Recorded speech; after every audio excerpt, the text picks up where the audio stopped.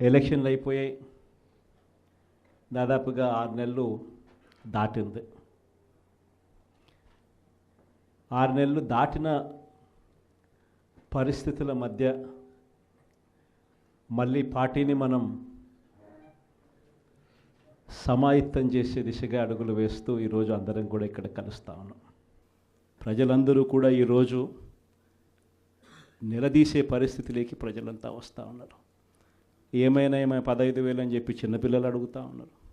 ఏమైనా 18,000 అని చెప్పి వాళ్ళ అమ్మలు అడుగుతూ ఉన్నారు. ఏమైనా 48,000 అని చెప్పి ఆ అమ్మమ్మలు అడుగుతూ ఉన్నారు. ఏమైంది ఆ 36,000 అని చెప్పి చిన్నపిల్లలు ఉద్యోగం కోసం ఎదుగుతూ ఉన్న పిల్లలు అడుగుతూ ఉన్నారు.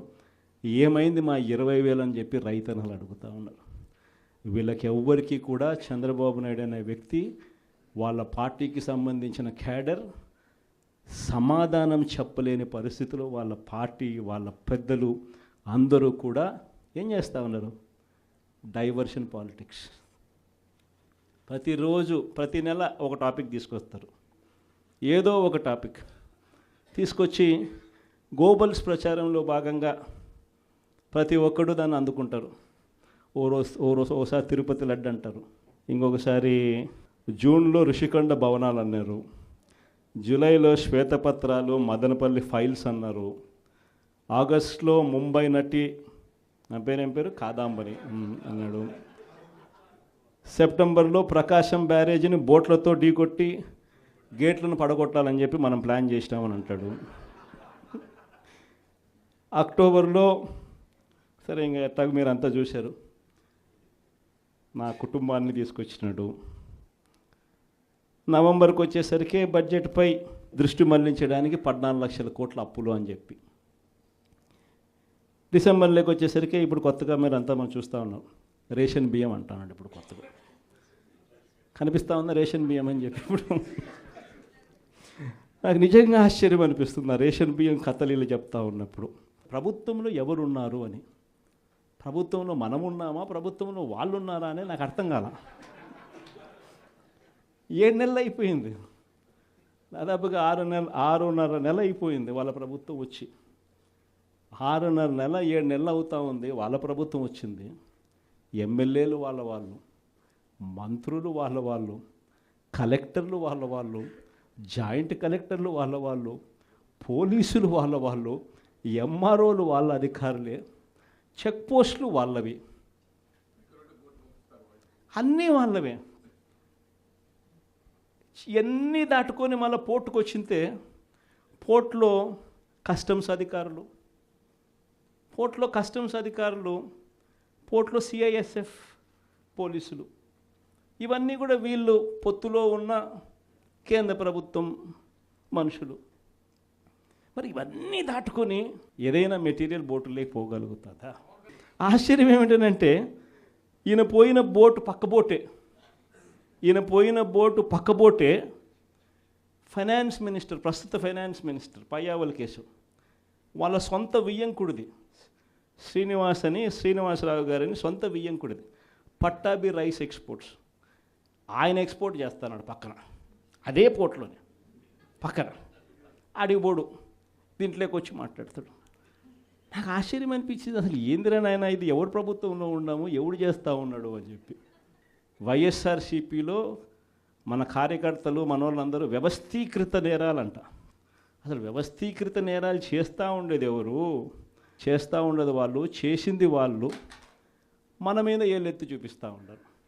నిజంగా ఇవన్నీ చూసినప్పుడే అసలు ఎందుకు జరుగుతూ ఉన్నాయి ఇవన్నీ అని చెప్పి చూస్తే, రైస్ ఎక్స్పోర్ట్స్లో ఆంధ్ర రాష్ట్రం, ధాన్యం ఎక్స్పోర్ట్, బియ్యం ఎక్స్పోర్ట్స్లో ఆంధ్ర రాష్ట్రం నెంబర్ 1గా ఇప్పుడు నుంచి కాదు, దశాబ్దాలుగా మనమే నెంబర్ 1. తెలంగాణ నుంచి బియ్యం మన దగ్గరికే వస్తుంది, ఆంధ్ర నుంచి రైతులు పండించిన బియ్యాన్ని ఇక్కడి నుంచి ఎక్స్పోర్ట్ చేస్తారు. అదే తప్పేం కాదు, ఎప్పటి నుంచో దశాబ్దాలుగా జరుగుతూ ఉంది. ఆంధ్రాలో రైస్ ఎక్స్పోర్ట్స్ నెంబర్ 1. అందులో ఈ పయ్యావుల కేశవ్ వాళ్ళ వియంకుడు, ఈ పట్టాభి రైట్ ఎక్స్పోర్ట్స్, ఈయన ఆంధ్రాలో నెంబర్ 1.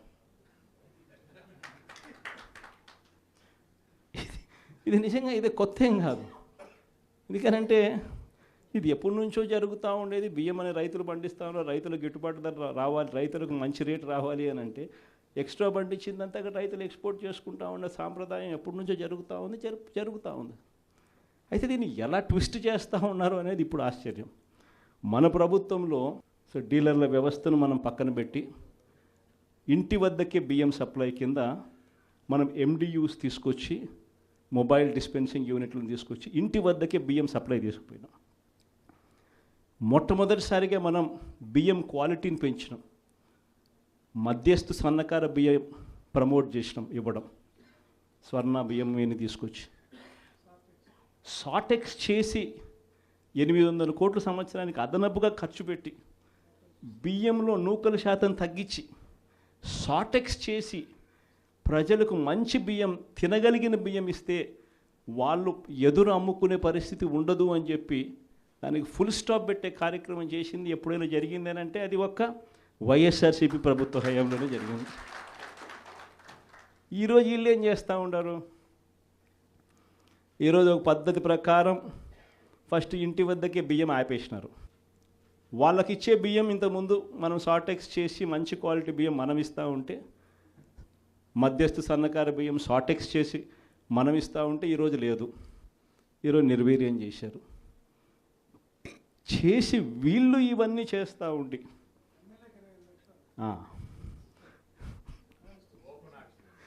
చేసి వీళ్ళు ఇవన్నీ చేస్తూ ఉండి వీళ్ళ తప్పిదాల వల్ల ప్రజలకు నాసిరకం బియ్యం సప్లై కావడం వల్ల, ప్రజలకు సరిగ్గా బియ్యం సప్లై చేయకపోవడం వల్ల ఇది రివర్స్.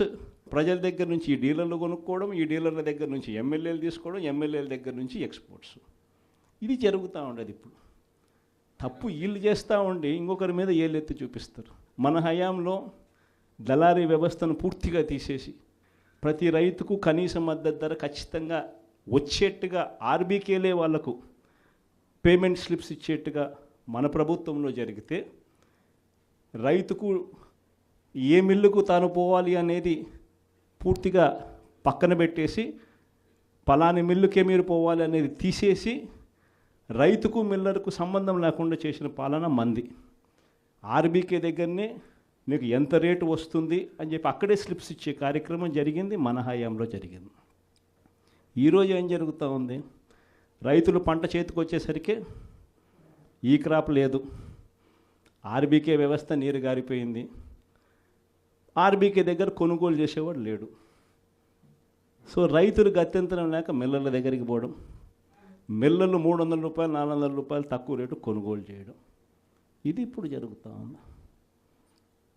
అన్ని రకాలుగా సర్వనాశనం చేస్తూ ఉన్న ఈ పరిస్థితుల మధ్య, ఈ డైవర్షన్ పాలిటిక్స్ మధ్య ఈరోజు మనం పార్టీ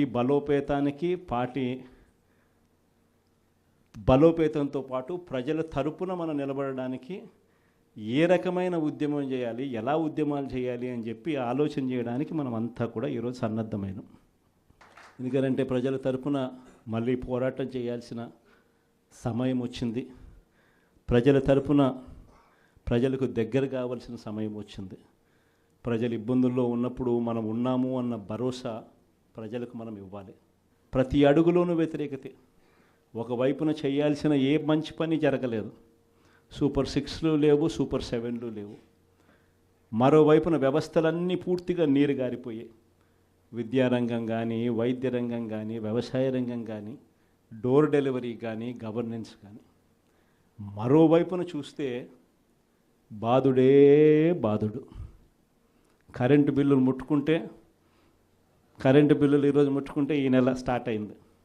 ఇంకా మొదటి డోసే 6,000 కోట్ల రూపాయలకు సంబంధించిన మొదటి డోసు ఈరోజు ఇచ్చినాడు ఈ నెల బిల్లులో. నవంబర్ నెల బిల్లు, డిసెంబర్ నెల బిల్లు, ఏ ఇంటికి వెళ్ళి కరెంటు బిల్లు ఎంత అని చెప్పి తేడా అడిగితే ప్రతి ఇంట్లో కూడా తేడా కనిపిస్తుంది. కనీసం 300 రూపాయలు పైన రేట్లు పెరిగినాయి. అది ఈ నెలే. రేపు నెల మరో 9,000 కోట్లు వేస్తున్నాడు. ఆ 9,000 కోట్ల భారం కూడా రేపు నెల బిల్లులో ఇంకా కనిపిస్తుంది. అంటే కరెంటు బిల్లులు ఇంకా షాక్ కొట్టే పరిస్థితిలోకి కరెంటు బిల్లులు వచ్చేస్తున్నాయి. ఒకవైపున బాధుడే బాధుడు. రోడ్ల మీద ట్యాక్స్ అంట. రోడ్ల మీద ట్యాక్స్ అట. ఆశ్చర్య కలిగించే విషయం ఏంటంటే రోడ్లు బాగు చేయడం కోసం రోడ్ల మీద ట్యాక్సులు వేసే కార్యక్రమం నేషనల్ హైవేస్ మీద మనం అంతో ఇంతో చూసినాం, కానీ గ్రామీణ రోడ్ల మీద కూడా రోడ్లు బాగు చేయడం కోసం రోడ్ల మీద ట్యాక్సులు వేసే బాధుడే బాధుడు కార్యక్రమానికి చంద్రబాబు నాయుడు గారు శ్రీకారం చుడతా ఉన్నారు. ఆశ్చర్యం నిజంగా ఏమిటంటే ఆయన హయాంలో మన హయాంలో రెండు తేడా చూస్తే రోడ్ల మీద మనం ఖర్చు పెట్టింది 43,000 కోట్ల చిల్లర అయితే ఆయన హయాంలో ఖర్చు పెట్టింది 27,000 కోట్ల చిల్లర మాత్రమే. అక్కడ కూడా మనమే ఇన్ని సంక్షేమ పథకాలు చేస్తూ కూడా అక్కడ కూడా మనమే ఎక్కువ ఖర్చు పెట్టాం. ఈరోజు చంద్రబాబు నాయుడు గారి హయాంలో సంపద సృష్టి అని అంటే దాని అర్థం బాధుడే బాధుడు. ఇది చంద్రబాబు నాయుడు హయాంలో డెఫినిషన్ సంపద సృష్టికి సంబంధించి.